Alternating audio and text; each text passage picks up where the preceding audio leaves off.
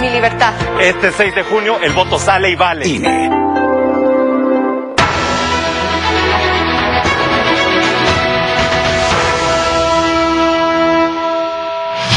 Quizá el ente que ha estado bajo más presión en esta campaña es el Instituto Nacional Electoral.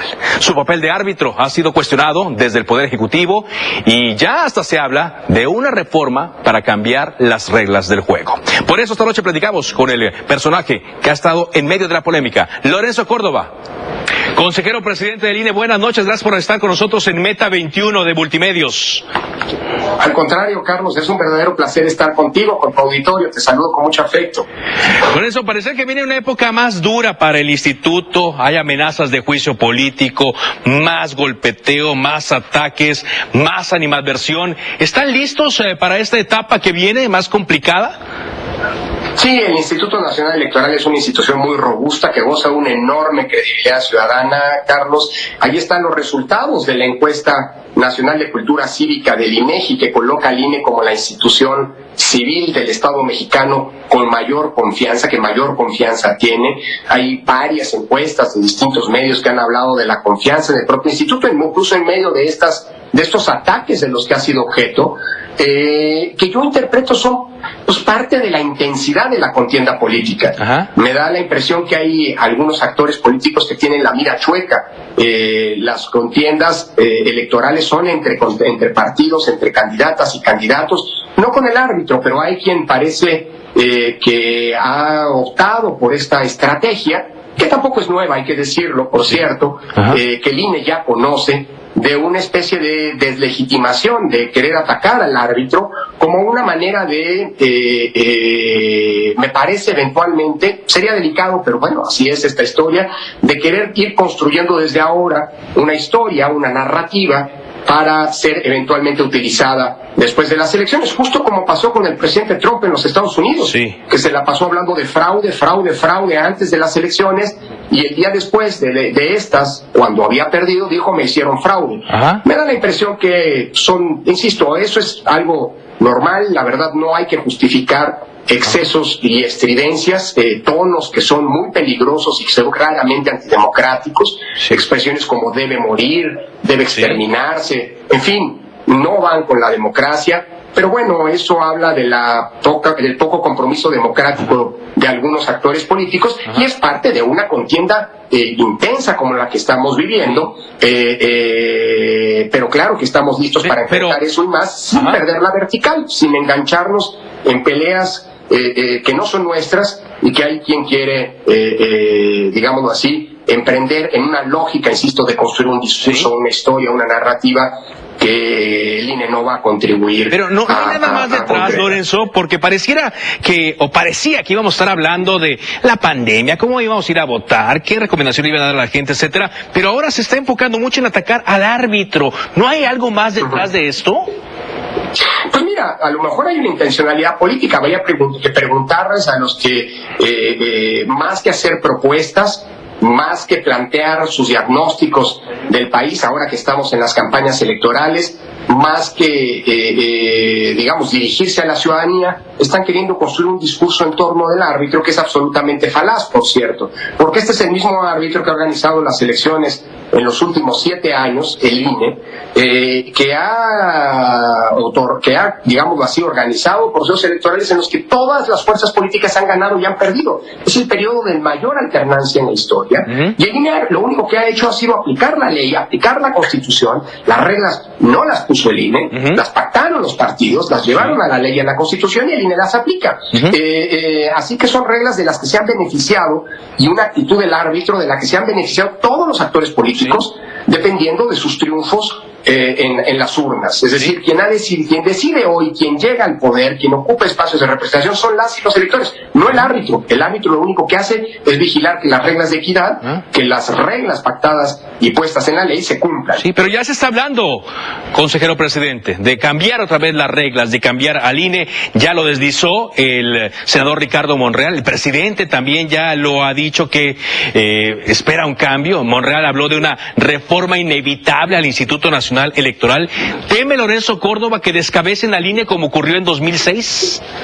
No, Mira, la verdad, estas amenazas, que son eso, son solo amenazas, las que se profirieron fuera del INE, paseando ataúdes, cosa de, por cierto, me parece de un pésimo gusto cuando estamos lamentando como mexicanas y mexicanos la muerte por el COVID-19 de más de 200,000 personas, amenazas de que van a ir a visitar nuestros domicilios, en fin, esas son amenazas con intentos de amagar al árbitro y tratar de doblarlo, pero como lo he dicho, como se ha constatado, a INE, a estas consejeras y a estos consejeros, esas amenazas y esos amagos no nos van a hacer incumplir con nuestra misión, que es aplicar la ley.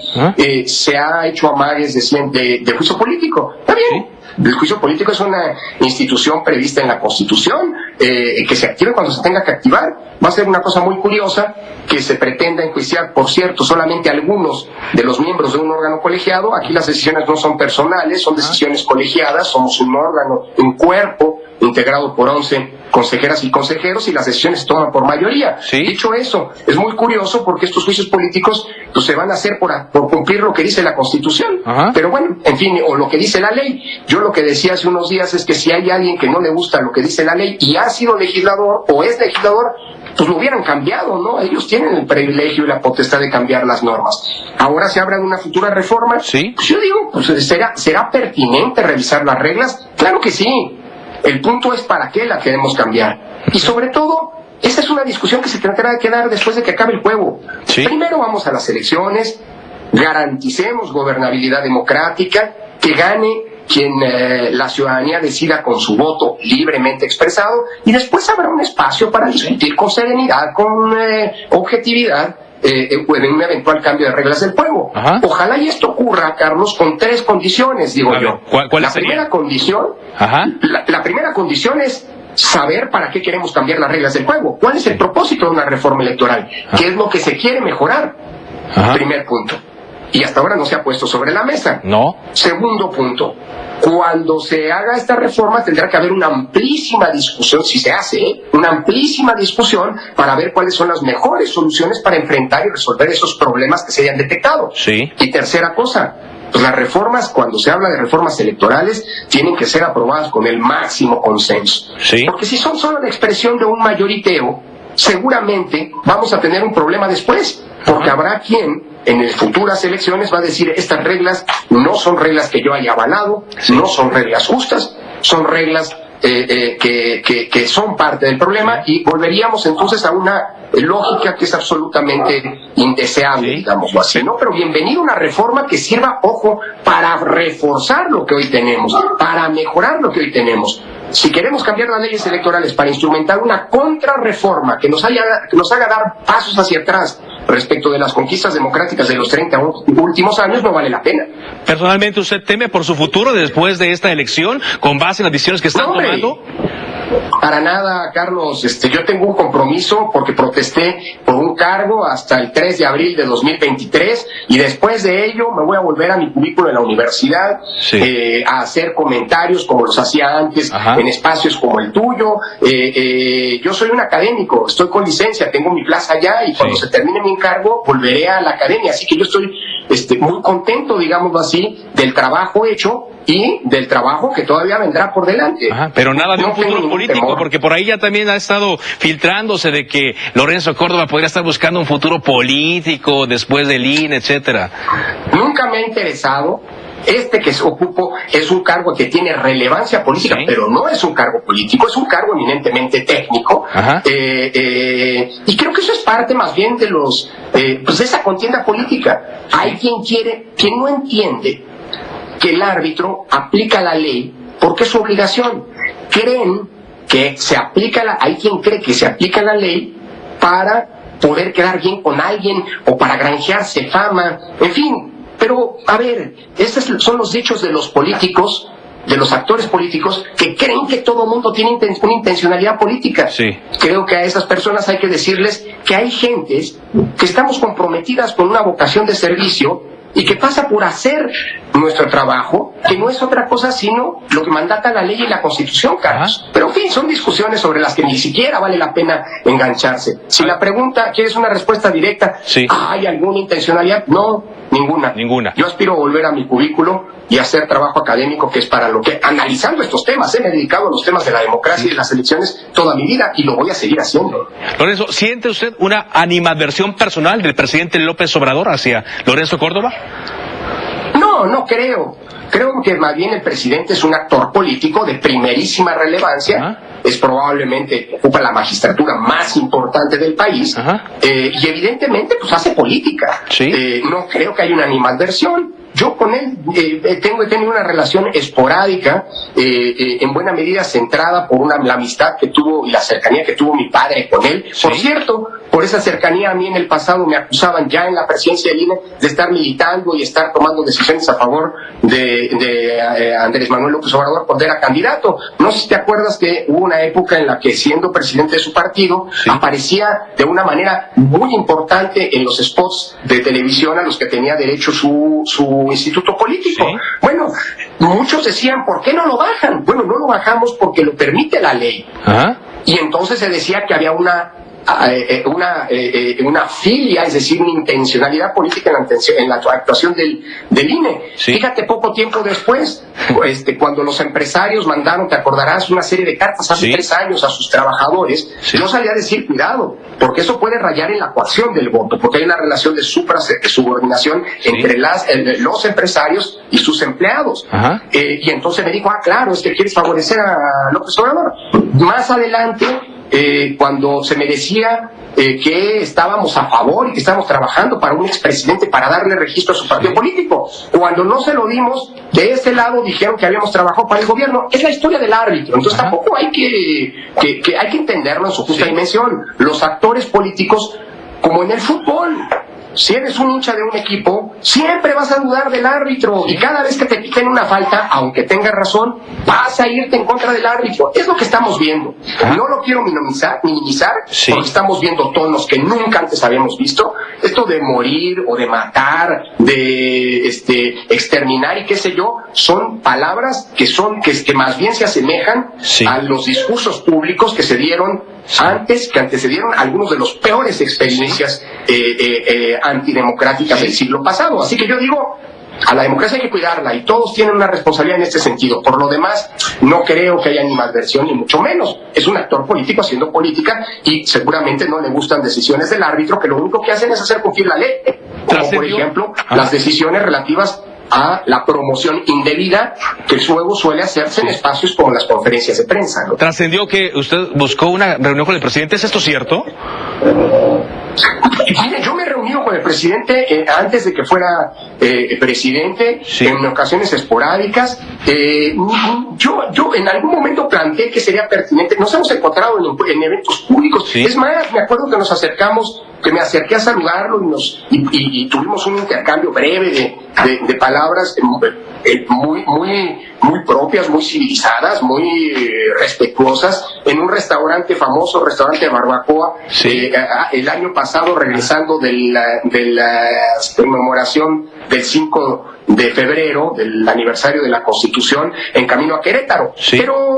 Pero no, a ver, lo que hay es una muy buena relación, muy fluida con distintas instancias de gobierno, con la Secretaría de Gobernación, con la Secretaría de Salud, con la Secretaría de Seguridad Pública, con la Consejería Jurídica, con las presidencias de las coordinaciones de las cámaras de diputados, con la Secretaría de Hacienda, en fin, sin embargo, hubo una firma de un acuerdo con los gobernadores y llamó mucho la atención que no hubiera nadie electoral, ningún representante ni del INE ni del tribunal.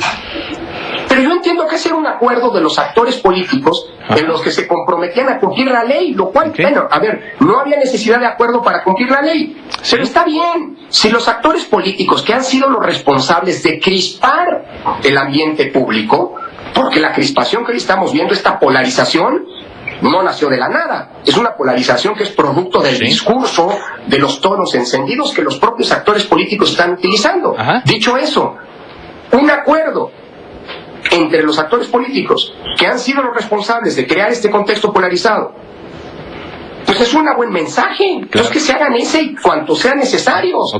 Claro, Y el cumplimiento de la ley no depende de esos acuerdos. Qué bueno que se pongan ya. Si hay necesidad de que los actores políticos tengan que hacer compromisos de que van a cumplir la ley, qué bueno que los hagan y que hagan más. Sí. Pero la ley se tiene que cumplir, haya o no acuerdos. Claro. Y para eso está el INE. Para vigilar que la ley en materia electoral sea cumplida por todos los actores políticos y todas las fuerzas políticas sin excepción. Sí. Por lo demás, insisto, la política es ponerse de acuerdo. Sí. Ojalá y se pusieran de acuerdo también sobre los grandes temas nacionales, pero bueno. ¿no? Es otra cosa. Consejero, hace unos momentos, y te voy a aclarar que esta entrevista la estamos haciendo el miércoles antes de que se tomen algunas decisiones, Félix Salgado Macedonio presentó ante el Tribunal Electoral del Poder Judicial de la Federación una petición de un juicio ciudadano contra usted y otros 5 consejeros. ¿Es esto factible? Él dice que porque le quitaron la candidatura. ¿Es factible un juicio ciudadano? Pues es una bonita ocurrencia. Pero pues hasta donde yo soy un constitucionalista y conozco la ley electoral, hasta donde yo tengo entendido no existen juicios ciudadanos, pero bueno, pues ya verá el tribunal qué hará con esta petición, ¿no? Lo que existen son juicios políticos y si quieren iniciarlos adelante tienen que cumplir una serie de requisitos. Sí. Yo espero que si se llega a iniciar, como se ha insistido mucho, un juicio político, se sigan las reglas que en un Estado constitucional deben seguir los poderes para no ser arbitrarios, que son las reglas del debido proceso. Sí. Justamente como el INE siguió todas las garantías, respetó la garantía de audiencia, dio oportunidad de defensa, escuchó a las partes durante los procedimientos que ha llevado a cabo, incluido el de la cancelación de registro de algunos candidatos. Lo demás, pues mira, creo que es importante que se utilice la ley, y me da mucho gusto que esos aspirantes hayan recurrido más allá de las manifestaciones. Tiene derecho a la protesta, es legítimo siempre y cuando no se transgredan ciertos límites que están previstos en la ley, porque hay límites que se constituyen en delitos. Dicho eso, pues qué bueno que fueron a impugnar donde tenían que impugnar. Sí. La ruta es justamente haber presentado un juicio para la protección de los derechos político-electorales ante el Tribunal Electoral y ya resolverá el tribunal. Sí. Lo demás, mira, creo que son discursos políticos, ¿no? Sí. Suena bonito eso del juicio ciudadano. El señor Salgado entiendo que es senador, así Sí. que pues que desde el Senado podría presentar alguna iniciativa para que se constituya esta figura. Pero bueno, en fin, pues ya es entrar a una discusión en la que desde el árbitro no me interesa a mí entrar, porque no vamos a caer en el jueguito de ser contraparte de actores políticos. Finalmente, consejero presidente, ¿sí hay las condiciones para llevar a cabo las elecciones en el estado de Guerrero? Bueno, sí, claro. Nosotros vamos avanzando con la realización de las elecciones. Guerrero es un estado muy complicado, muy complejo. Es un estado aquejado por muchos de los problemas estructurales que lastiman la vida de la sociedad y que están presentes desde hace mucho tiempo. La pobreza, la desigualdad, la corrupción, la impunidad, la inseguridad han estado allí, están allí y van a lamentablemente seguir estando allí. Así que lo que el INE está haciendo es pues trabajando como lo ha venido haciendo con la experiencia que tiene y estamos en la ruta de instalar la totalidad de las casillas que va a haber en Guerrero para que las y los ciudadanos puedan elegir libremente por la opción política de su preferencia y sin más. Es decir, pues, en todo, es más, te lo digo así, en ningún lado del país hoy hay riesgo de que no se instalen casillas. Hay algunas zonas en Michoacán en donde la conflictividad social, comunidades que están queriendo transitar hacia los usos y costumbres, hacia un sistema de usos y costumbres, pues han venido implicando una conversación, un diálogo para tratar de colocar las casillas. Ojalá y como en el pasado lo hemos podido hacer, casi siempre esto ocurra. Pero en términos generales las elecciones van bien, van puntualmente y se van a realizar en todo el país, estoy seguro. Muy bien. Consejero presidente, ojalá podamos seguir platicando antes del día de la elección, la más grande que enfrenta este país. Muchas gracias por esta entrevista. Al contrario, Carlos, te agradezco muchísimo la oportunidad y te mando un afectuoso abrazo. Igualmente, Lorenzo Córdoba. Gracias. Eso es todo.